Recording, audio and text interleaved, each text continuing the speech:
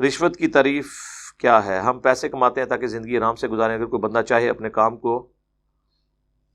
جلد کروانے کے لیے تکلیف نہ اٹھانا پڑے اور رشوت دے۔ اس کے والے سے یہ ہے کہ دیکھیں، میں نے اس پہ کئی دفعہ بولا ہوں، اگر آپ کو اپنے جائز کام کے لیے رشوت دینی پڑتی ہے تو رشوت لینے والا گناہگار ہوگا، دینے والا نہیں ہوگا۔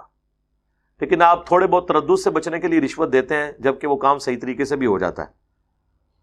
ویسے میرے خیال میں تو ایسا کوئی کام ہوتا نہیں ہے، کہیں نہ کہیں فائل جا کے پھانسی جاتی ہے۔ اپنی طرف سے کوشش کریں، اور اب میں آپ کو تقوی کی وہ گولی بھی نہیں دے سکتا کہ ضرورت کیا ہے کام کروانے کی، نہیں، ظاہر ہے کہ آپ کسی نے بجلی کا میٹر لگوانا ہے اور صحیح طریقے سے لگائے گا تو وہ جان بوجھ کے اس کی فائل کو روکیں گے اور اس کو ایسی تکلیف میں مبتلا کریں گے، الٹیمیٹلی میٹر تو لگنا کوئی نہیں۔ تو اگر اس طریقے سے کبھی کرنا پڑ جائے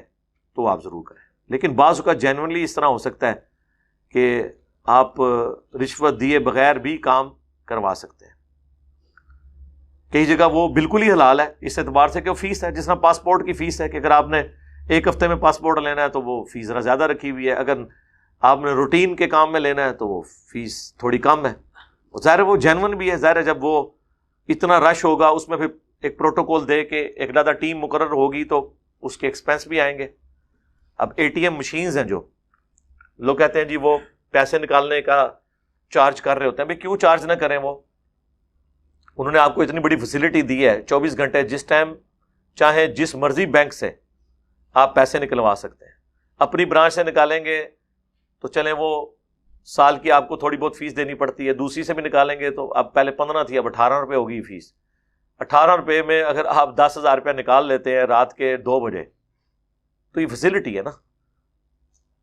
مشین کی بھی ایک قیمت ہے اور وہ انہوں نے انسٹال کی ہوئی ہے، پھر اس کی دیکھ بھال کرنے والا ہے، اس میں فیڈ کرنے والا ہے، اس کا تو کرایہ بھی تو انہوں نے وصول کرنا ہے۔ اتنا فینیٹک ہونے کی ضرورت نہیں، بعض کا جینون اس طرح کے معاملات ہوتے ہیں۔ لیکن جو عام طور پہ رشوتیں ہیں، اگر آپ کا حق تھا اور آپ کو جائز حق لینے کے لیے رشوت دینی پڑی، بعض اوقات اس طرح کہ آپ کہیں آپ نوکری لینے کے لیے گئے اور وہاں پہ آپ کے لیے یعنی بالکل سب کچھ فائنل ہو چکا ہے، لیکن بالکل آخری وقت میں وہ کہتے ہیں نہیں اتنے پیسے دو تو تمہیں رکھ لیں گے، ادروائز تم سے نچلے والا تو پیسے دینے کے لیے تیار ہے، ہم اسے رکھ لیں گے۔ تو اب اس صورتحال میں آپ اپنا حق لینے کے لیے آپ کو دینا پڑ رہا ہے۔ اسی طریقے سے بعض اوقات یہ سرکاری جو ٹھیکیدار ہوتے ہیں، ان کو اپنے بلز کلیئر کروانے کے لیے گورنمنٹ کو پیسے دینے پڑتے ہیں، گورنمنٹ کے وہ جو مجاہدین وہاں بیٹھے ہوتے ہیں ان کو، ادروائز وہ بل کلیئر نہیں کرتے یا ٹھیکے کینسل کر دیتے ہیں یا ایسی ایسی خامیاں نکالتے ہیں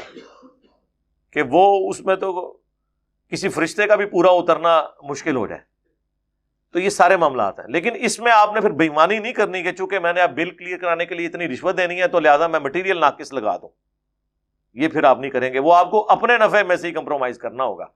کسی دوسرے کا آپ مال حق نہ حق جو ہے نا وہ مال کسی کا ہڑپ نہیں کر سکتے۔ جس طرح یہ بجلی کے کنڈے لگائے ہوتے ہیں لوگوں نے اور وہ جسٹیفیکیشن دیتے ہیں میٹر پیچھے کروانے کی، وہ کہتے ہیں دیکھیں جی ہماری جو بجلی کا بل ہے اس میں تو 30 سے 40% تو چوری جو بجلی ہوتی ہے اس کا ہمیں انہوں نے جرمانہ ڈالا ہوتا ہے، ہم نے تو چوری نہیں کی ہے لہٰذا ہم اتنے % چوری کر لیتے ہیں کیونکہ آلریڈی ہم بل دے رہے ہیں۔ تو اس کا مسئلہ پھر ہوگا کہ وہ جو آپ کی چوری ہے وہ تو دوسرے لوگوں کے کھاتے میں ڈال رہی ہوگی، وہ کہیں گے ہمارا کیا قصور ہے۔ اس میں حکمران گورنمنٹ کی پکڑ ہے، آپ نے یہ حرکتیں نہیں کرنی ہیں۔ آپ گیون سرکمسٹانسز میں جو حالات و واقعات اللہ نے دیے ہیں اس میں آپ نے رولز اینڈ ریگولیشن کے مطابق چلنا ہے، ادروائز تو انارکی پھیل جائے گی، اس طریقے سے نہیں آپ کر سکتے۔